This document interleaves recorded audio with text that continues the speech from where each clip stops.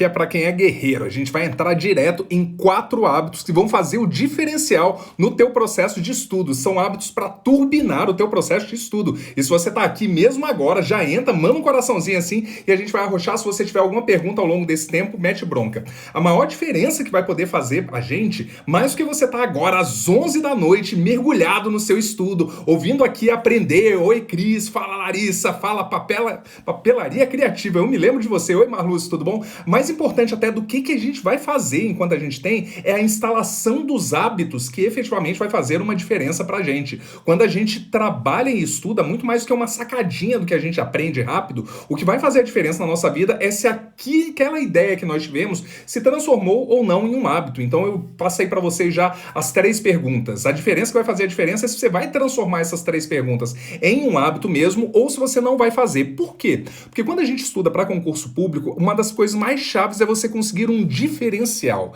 E ao encontrar algo que vai fazer a diferença para ti, essa é a coisa chave. É importante eu encontrar qual é o meu fator X. Por quê? Porque se eu tenho 100 candidatos por vaga, 200 candidatos por vaga, 500 candidatos por vaga, eu vou precisar de alguma coisa, manda coraçãozinho, eu vou precisar de alguma coisa que me diferencie dessas pessoas. Se eu fizer o que todo mundo faz, eu vou ter o resultado que todo mundo obtém. Para eu conseguir resultados diferentes, eu preciso fazer alguma coisa diferente. Então uma das grandes sacadas é você começar a estudar sem pensar que isso daqui é um título de nobreza, isso é um programa de assistência social, é algo para ajudar as pessoas que precisam. É triste, mas em geral a pessoa que mais precisa passar não vai ser normalmente essa que vai conseguir passar. O propósito do concurso público não é ajudar pessoas que não têm dinheiro a terem um dinheiro. O propósito do concurso público é fazer um processo seletivo, encontrar essas pessoas. E para isso é legal a gente pensar em como a manada estuda e encontrar qual é um diferencial. Grande Marcelo, você sempre por aqui. E ao encontrar o que você tem que ninguém mais tem, aí sim a gente começa a fazer alguns pontos chaves. Eu me lembro me preparando para o TCU, na reta final para o TCU, eu estava pensando, o que eu posso fazer que ninguém mais vai fazer? São 5 mil inscritos para 9 vagas. Se eu estudar que nem todo mundo estuda, eu não vou conseguir. Eu estava até inscrito num cursinho, esse cursinho tinha 4 turmas, na turma que eu estava tinha 150 pessoas. Não à toa, dos 600 alunos, eu fui o único que foi nomeado e fui o único até que teve a redação corrigida. Eu preciso fazer alguma coisa diferente dessas outras pessoas. E a diferença que vai ocorrer pra gente vai ocorrer quando a gente conseguir instalar hábitos. O processo de instalação de um hábito é a coisa mais importante. Quando a gente fala sobre perder peso, é o hábito alimentar e o hábito de exercício. Quando a gente fala sobre ser gentil com a nossa esposa ou com o nosso esposo, é o hábito que a gente instala. E no processo de aprendizagem, também mais do que aprender sacadinhas, mais do que aprender diquinhas, é eu conseguir instalar um hábito. Então, a primeira coisa, todo hábito ele vai ser combatido a não ser que tenha uma recompensa imediata. Deixa eu repetir isso. Todo hábito vai ser combatido a não ser que ele tenha uma recompensa imediata. Se você vai migrar para o estudo ativo, isso vai ser combativo. Sua cabeça vai dizer, não pode, eu não vou fazer isso daqui, a não ser que você coloque uma recompensa imediata. Senta o dedo, pessoal. Se a gente tá falando aqui quase de madrugada, tem que sentar o dedo para fazer isso aí. E tudo. Se eu quero aplicar a leitura dinâmica, eu preciso de uma recompensa imediata, ou então esse hábito vai ser combatido. Se ele for combatido, por exemplo, quando a gente vai malhar, o que eu preciso? Ter consciência de que a resistência inicial, ela não vai ser para sempre. E ao ter essa consciência, é muito similar a você adestrar um cachorro novo ou você cuidar da sua criança. A tua criança vai sempre te testar. O cachorro ele vai sempre te testar. A gente vai ver quem desiste primeiro. E quem desiste primeiro, perde. Então uma coisa chave vai ser, eu quero instalar um hábito de cada vez. Quando eu instalo o primeiro hábito, aí eu trago o próximo. Um desafio que a pessoa que começa a querer passar em concurso público, ela diz, Vitor, eu quero começar a estudar para concurso público e me diz o seguinte, para fazer exercício, porque exercício é saudável, quanto tempo eu tenho que fazer? E como que eu começo já a partir de agora a fazer dieta? E como que eu começo a partir de agora? A pessoa quer colocar muita coisa ao mesmo tempo. É importante eu escolher um hábito de cada vez, organizo esse hábito eu passo do processo de resistência e aí eu continuo implementando, beleza? Cara, que legal, muita gente conhecida aqui. Manda um oi, oi, oi, vocês aí também. Deixa eu só saber quem é que tá aí, quem que tá me ouvindo também. Quando você instala o hábito, lembrando, escolher um hábito de cada vez, um a cada, existem 4 hábitos chaves. E isso aqui vai fazer parte do que eu chamo da Maratona Fúria Fila. Dos dias 12 a 18 de agosto, eu vou conduzir uma imersão de praticamente 14 horas de um curso meu de mais de R$1.000 que eu vou entregar gratuitamente para quem estiver participando ao vivo. O que que você faz? Quando você sair daqui, você clica no link que está na descrição do meu perfil e você se inscreve na Maratona Fúria Fila. Existem 4 hábitos chaves se você quiser ter um super diferencial frente ao que você faz, as coisas normais. A primeira delas, Marcela Paranhos, você... peraí. Marcela Paranhos, eu te conheço. O que eu lembrei era da nutricionista, mas depois você me lembra quem que você é. Com certeza você é minha aluna ou eu já te vi. Mas vamos lá. A primeira coisa é mensurar. Tem 2 coisas chaves, se você estiver anotando ou se você estiver na cama, tudo bem, você vai se lembrar disso. E 2 coisas chaves para você que você precisa mensurar, que você precisa escrever e ter todo dia. O primeiro deles, você vai mensurar o seu tempo de estudo. É muito fácil para uma pessoa que estuda para concurso público ficar o dia todo preocupado ou o dia todo pensando em concurso, mas pouco tempo efetivamente estudando. Então, uma coisa chave que eu passo para os meus alunos é a planilha do chefe. A planilha do chefe, ela vai ser um sistema para eu mensurar o meu tempo de estudo. E ele fica muito fera porque a cada hora que você estuda, você pode marcar na sua planilha e você sente um avanço, você sente um progresso. Eu calculei, por exemplo, que eu gostaria de fazer, eu coloquei como meta fazer nos últimos 27 dias 200 horas de estudos, mesmo trabalhando 8 horas por dia. Eu sabia que se eu completasse aquilo, eu me sentiria merecedor da minha aprovação. E como que eu fazia isso? Eu coloquei na minha planilha do chefe, eu marquei quantas seriam 200 horas, e a cada hora de estudo eu marcava. Eu pensava, um a menos, tô chegando. E quando você mensura isso, o Peter Drucker, que é o pai da administração, ele tinha uma frase: eu só consigo melhorar aquilo que eu consigo mensurar. Se eu não consigo mensurar, eu não tenho como gerar melhora nisso. E você só consegue trazer mais tempo e mais qualidade para o seu estudo se você começar a mensurar. Primeira coisa que você vai mensurar é o seu tempo de estudo. Você pode usar um aplicativo ou outra coisa. O negócio da planilha do chefe é que ele também te dá mais motivação no teu processo. A segunda coisa que você vai também mensurar são os itens do seu edital. Quantos itens tem? Quantos itens existem que você tem que aprender e quantos faltam para eu poder dizer que eu estou pronto. Quando você estuda para concurso, você vai ter um edital. Esse edital ele vai ter 200 itens de conteúdo, 300 itens, 400, 500, 700 na casa do meu, 900 itens, 1.000 itens, um concurso para juiz, para tabelião, por exemplo, que a gente tem aprovados também. E a primeira coisa é eu conseguir fazer o dimensionamento do esforço necessário para eu conseguir passar. O que significa passar? E você já viu comigo as 3 regras da aprovação. Eu ter feito uma sessão de estudo sobre cada um dos itens, eu me lembrar de cada um deles e conseguir puxar alguma coisa de cabeça, e eu treinar o suficiente por meio de simulados e em simulados me sentir seguro com cada um deles. Então eu tenho aqui, por exemplo, os itens.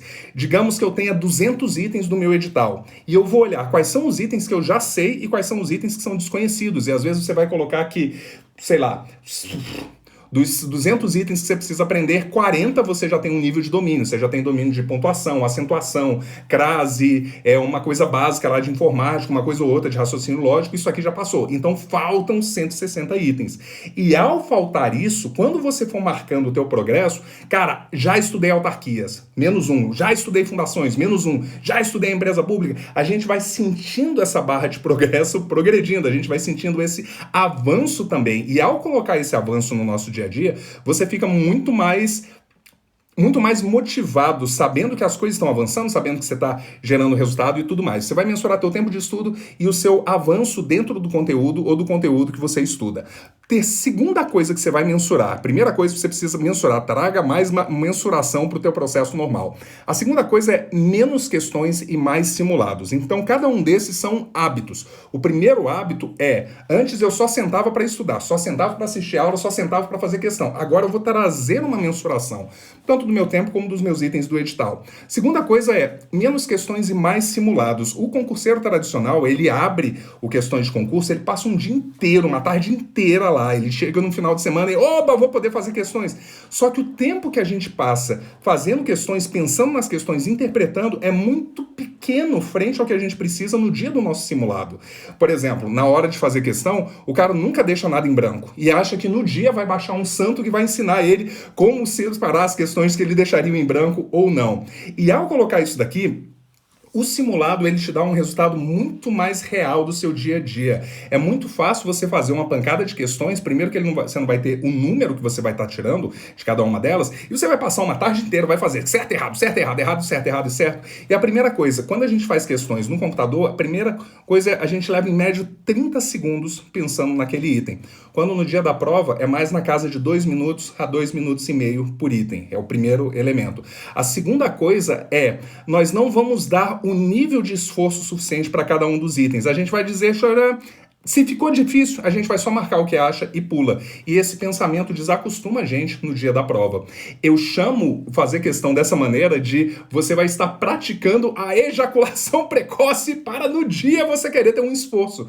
Porque dentro do simulado e dentro da sua prova, você já vai ter que resistir àquela insegurança de não saber a resposta por 5 horas e ainda com um monte de coisa fora para você. E qual é o medo que o pessoal tem de fazer simulado? Porque ele vai cuspir na tua cara a nota que você tem hoje, o desempenho que você tem hoje. E é muito fácil a pessoa dizer, não, eu prefiro viver na ilusão, estou estudando, estou progredindo, estou ocupado, e eu prefiro acreditar que estar ocupado, uma hora chega lá uma vez. Larga disso daqui, vai e faz um simulado, faz o primeiro simulado. A gente teve uma moça da última turma do Estratégia de Aprovação que ela não estava estudando, a primeira coisa que ela fez, eu disse para ela, ela vai fazer o Banco do Brasil. Eu disse, faz o simulado do Banco do Brasil. Ela disse, Vitor, mas eu estou começando agora, eu nunca abri um livro de estudo. Eu disse, faz o simulado do Banco do Brasil. E ela já tinha visto o EA, já tinha visto o sistema de interpretação de questões, e ela acertou 44% no primeiro simulado dela. 44%, ela falou, nossa,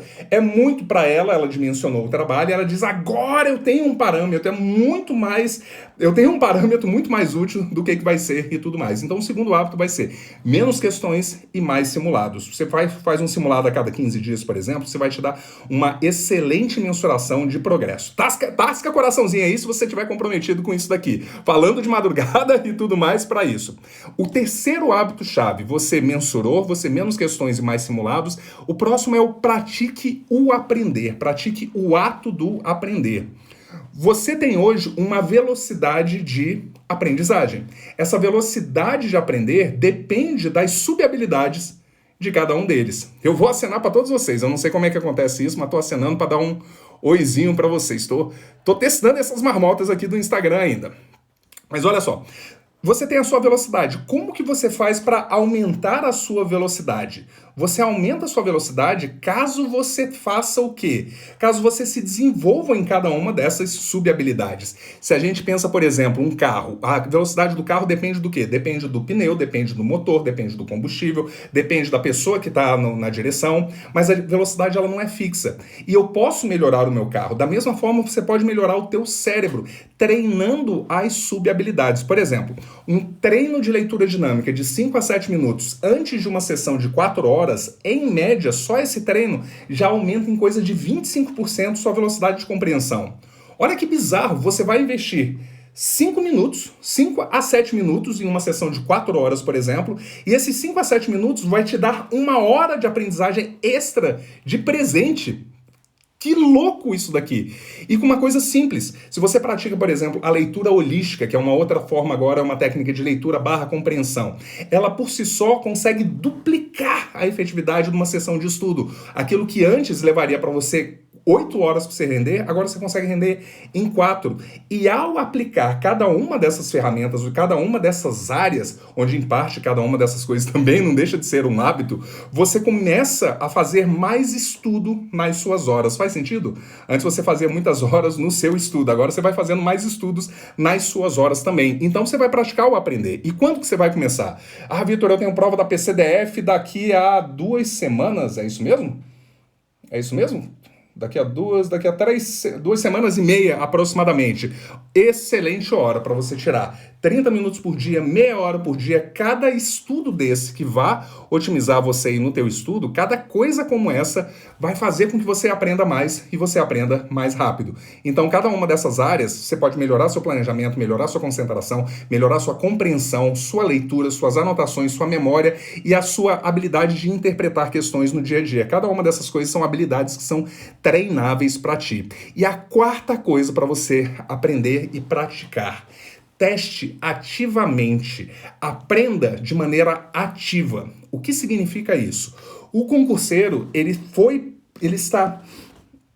o concurseiro, ele quer um chefe. Eu quero passar no concurso público para eu ter um chefe. Um chefe para mandar em mim, para dizer o que eu tenho que fazer. Eu não quero pensar muito, eu só quero que você me diga o que eu tenho que fazer. Se eu souber o que eu tenho que fazer, eu vou e faço e tudo mais. E quando a gente joga esse tipo de atitude para o nosso processo de estudo, é muito normal nós darmos o poder daquela aprendizagem, daquele momento, daquela sessão, para o próximo. O cursinho vai mandar em mim, as questões vão mandar em mim, o professor vai mandar em mim, ao invés de assumir a responsabilidade. Quando nós vamos testar o ato de aprender, a maneira mais rápida de você testar se você aprendeu efetivamente ou não aquela matéria é se você simplesmente puxar da cabeça e conferir se não. Pensa numa coisa, só um instante. Esquece a área de concurso público e esquece as disciplinas que você estuda para concurso público. Pensa em qualquer outra coisa na sua vida que você saiba. Como você sabe que você sabe sobre qualquer outra coisa na sua vida? Se você era fã do Game of Thrones, como que você sabe sobre algo lá? Sobre quem são os Lannisters, os Starks, o que cada um deles faz? Se você se amarrava nos 50 tons de cinza, como você sabe que tem isso? Toda a aprendizagem na nossa vida, nós conseguimos entrar na cabeça e puxar aquela informação. Na verdade, o ato de aprender requer que a gente entre na nossa cabeça e teste aquela informação naquele momento. Como que você sabe cantar uma música? Você não vai esperar a música tocar no rádio para ver se você sabe ou não. Você entra na cabeça e você puxa. Logo, uma forma incrível e rápida, muito mais rápido e muito mais efetivo do que fazer questões, você também vai fazer questões, tem um momento deles, é você testar ativamente cada um dos itens. Então você pode pegar e olhar o seu edital. E você olha o seu edital, centralização. E pergunta o que é centralização. Qual é um exemplo de centralização? E se você consegue fazer isso, você sabe que você aprendeu. Se você não consegue fazer isso, você não aprendeu. Você pode ter estudado, você pode ter feito questão, você pode ter anotado. Aí ele vai ter administração direta, administração indireta, autarquia. Você vai entrar. O que é uma autarquia? Você vai dizer, ela é criada por lei. Tá, mas o que é uma autarquia? Ah, ela também só pode ser extinta por lei. Tá, você está papagaiando. O que é uma autarquia? Autarquia é um meio por meio, é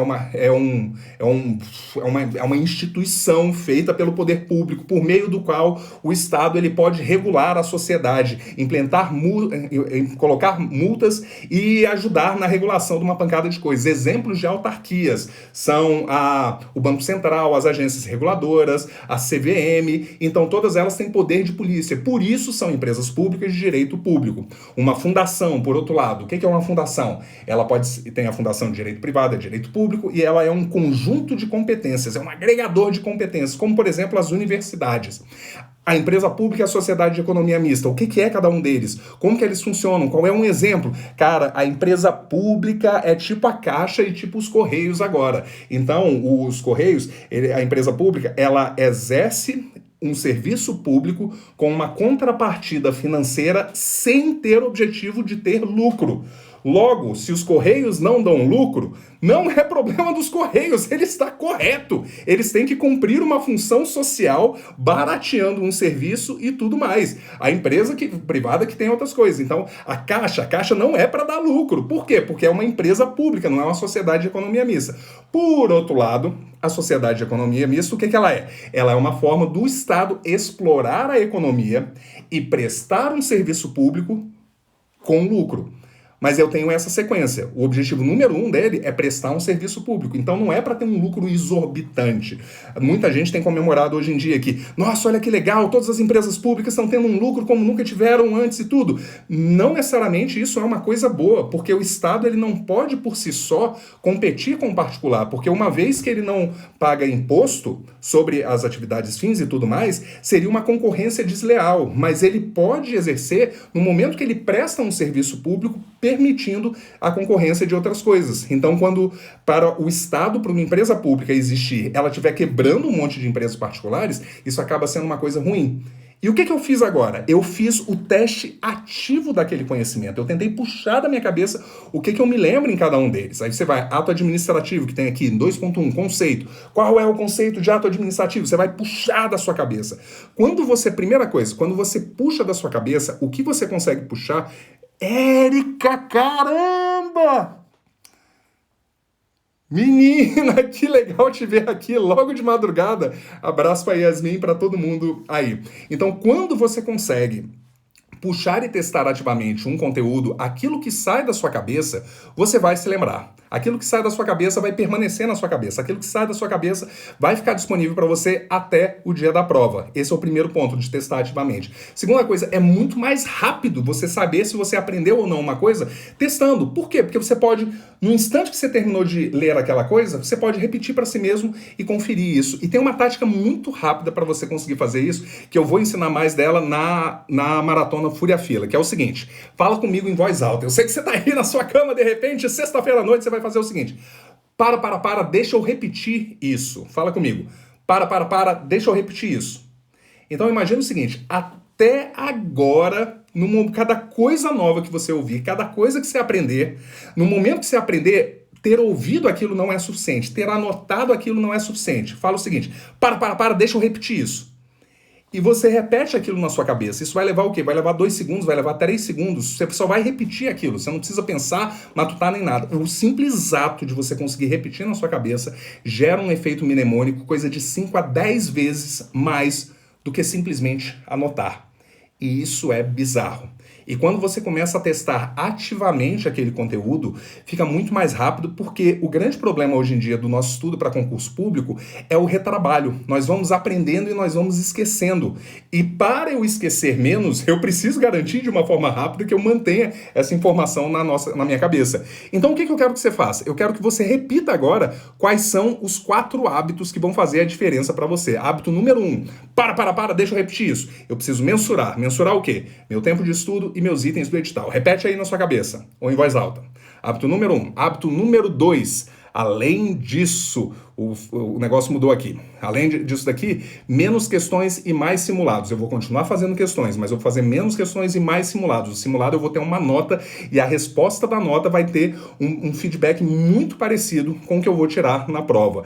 Um bando de veteranos meus, por mais que passe, o tempo passa, a nota que eles tiram nos simulados é com mais 5%, menos 5% é a nota que eles tiram na prova. Repete isso daqui. Menos questões, mais simulados. Terceiro deles, pratique o aprender. Você pode melhorar sua habilidade, sua aprendizagem geral, melhorando cada subhabilidade da aprendizagem. Se você aprende a se concentrar mais, seu tempo de estudo aumenta, sua compreensão aumenta se você tem mais compreensão. Sua memória melhora isso daqui. E você melhorando isso, você pode melhorar seu planejamento. Você pode melhorar e colocar uma técnica extra de compreensão, uma técnica extra de leitura, uma forma melhor de anotação. Você vai fazer garranchos mentais, você vai fazer mapas mentais ou tudo mais. Fala assim, deixa eu repetir isso. E a terceira deles é exatamente o que você está fazendo, que é o quê? Repita ativamente, teste ativamente. E olha só que massa, se você estiver comigo desde o começo, ao ter repetido essas 4 na sua cabeça, repassa elas. Isso tudo que eu conversei contigo ao longo dos últimos minutos, continua na sua cabeça. Cara, que incrível! A gente vai se aprofundar muito mais nisso na Maratona Fúria Fila. Isso é um evento gratuito que eu vou fazer dos dias 12 a 18 de agosto. Se você não está inscrito, acessa o link que está na minha bio, o link na minha descrição. Assim que eu acabar, eu estou encerrando em alguns minutos só. E quando você fizer isso, você vai participar, você vai entrar no grupo do WhatsApp. Vai ser uma coisa incrível. Isso aqui é um curso meu de R$1.000 que vai estar de graça, desde que você assista ao vivo. Por quê? Porque a gente vai regravar o curso que normalmente a gente vende. Só que para eu regravar, eu gosto de ter as pessoas e tudo mais. Se você estiver participando ao vivo, você vai gratuitamente ter acesso a isso daqui e vai ser muito fera. Eu tenho 5 minutinhos para tirar qualquer dúvida ou pergunta sobre isso aqui que eu coloquei, sobre os hábitos de estudos ou sobre outros elementos. Se você quiser, manda ver alguma pergunta ou algumas coisas sobre isso daqui. E enquanto você vai escrevendo, a gente está muito mais ativo agora no canal do YouTube. Se você não segue o Fura Filha no YouTube, mete bronca, corre lá. Essa semana nós tivemos mais um primeiro colocado e mais 2 aprovados dentro das vagas, então nós chegamos a 1.044 candidatos aprovados e nomeados também não, mas aprovados dentro das vagas. Deve ter uns 50 aí que estão aguardando nomeação. A Érica foi uma delas também. Marcela, eu não me lembro, eu sei que você é minha aluna, mas eu não me lembro ainda certinho de toda a sua história, mas o seu sobrenome é muito específico para cá. E hoje eu gravei um vídeo que vai sair na segunda-feira no YouTube também, sobre como você faz para ler mais rápido, pegando só aquela habilidade de leitura. E essa habilidade, sim, tocando terror com ela, fazendo algumas coisas melhores. Então, olha só, taca coraçãozinho nisso aqui, lembra de me seguir no YouTube depois e não tendo dúvidas, não tendo perguntas, eu vou mandar uma boa noite pra você. Se eu não encontrar você, pessoal, feliz Dia dos Pais, feliz dia da PAN, você que é pai e mãe ao mesmo tempo, feliz dias daqueles futuros pais que estão só aguardando a aprovação para chegar lá, feliz dias dos pais para o seu pai ou para alguém que foi uma figura paterna para você. O Jim Rohn, ele sempre falava dessas duas coisas, é o trabalho do verão. Nós temos que proteger e nutrir os nossos valores. A gente precisa nutrir como uma mãe e proteger como um pai. Às vezes a gente pode proteger que nem uma mãe. Se você tem na mãe natureza a mãe urso. A mãe urso é totalmente uma fera. Você não quer entrar no meio de uma mãe urso e tudo mais. Mas essas duas figuras, quer tenham sido feitas por uma pessoa, por um casal ou por duas pessoas, quem quer que sejam, são coisas chaves no nosso processo de habilidade. A gente às vezes precisa ser nutrido, protegido. Às vezes a gente tem que ser... Alguém tem que ter dado o suficiente para a gente conseguir crescer e andar com as nossas próprias pernas. Às vezes uma pessoa cai e às vezes a figura materna vai chegar e dizer: "Oh, cuidado com isso aqui". A figura paterna às vezes vai dizer: "Bora, bicho, vamos lá, manda mais, cai de novo e tudo mais". E qualquer que tenha sido isso no desenvolvimento, se eu não encontrar contigo até o domingo, Dia dos Pais, feliz Dia dos Pais para você. Valeu por todos os coraçõezinhos. Próxima, outra live aleatória que a gente se encontra aqui. A partir de agora a gente vai começar a ter a preparação para a semana da Maratona Fúria Fila. Então todos os dias, mais ou menos às 8 da noite, eu vou entrar aqui ao vivo pra gente se preparar até o dia 12 e até a gente se encontrar de novo, a Rocha nos estudos, e nos vemos no topo. Boa noite, pessoal!